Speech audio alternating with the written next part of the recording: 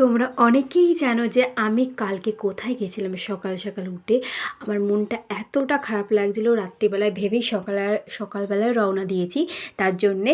আর আমি জানি আমার ভিডিওগুলো স্পষ্ট আসে না, কিন্তু প্লিজ একটু ভিডিওটা কষ্ট করে দেখো সবাই, কেন আসার সময় সবাই ভিডিও করে।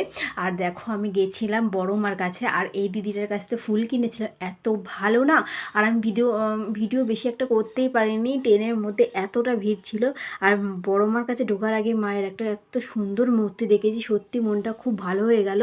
আর অতি কষ্টে অনেকক্ষণ দাঁড়িয়েই তোমার চটপটে পেয়ে গেছিলাম, বেশি একটা দেরিও হয়েছিল না মায়ের দর্শন পেতে।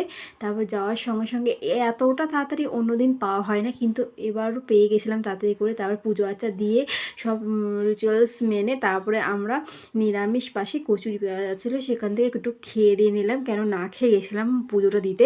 তারপরে একটু গঙ্গার ঘাটে যাব বলে বেরিয়ে পড়েছিলাম। আর তার যেতে যেতে একজনের সত্যি কথা এত সুন্দর কাজে হাতের কাজ না দেখে মনটা খুবই ভরে গেল। বড় মার ছবি আঁকছে রাস্তায় বসে, জানি না সবাই পাগল বলে, কিন্তু এই লোকটা তো পাগল নয় না। এত সুন্দর যে প্রতিমা যার আছে, যার মধ্যে এত সুন্দর প্রতিমা, সে নিশ্চয়ই কোনো দিন খারাপ হতে পারে না। আর দেখো তোমাদের সাথে কথা বলতে বলতে আমি গঙ্গার ঘাটেও পৌঁছে গেছি। আর যাই হোক না কেন, আমরা তো কন্টেন্ট ক্রিয়েটার, সব জায়গায় যেয়ে ভিডিও বানাতে হবে।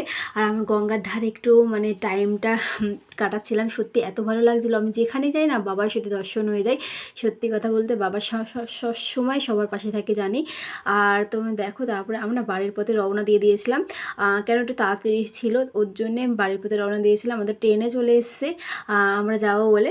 আর আমরা এসি লোকাল ধরেই যাব রানাঘাট অবধি, তারপরে ওখান থেকে লোকাল ধরে নেবো।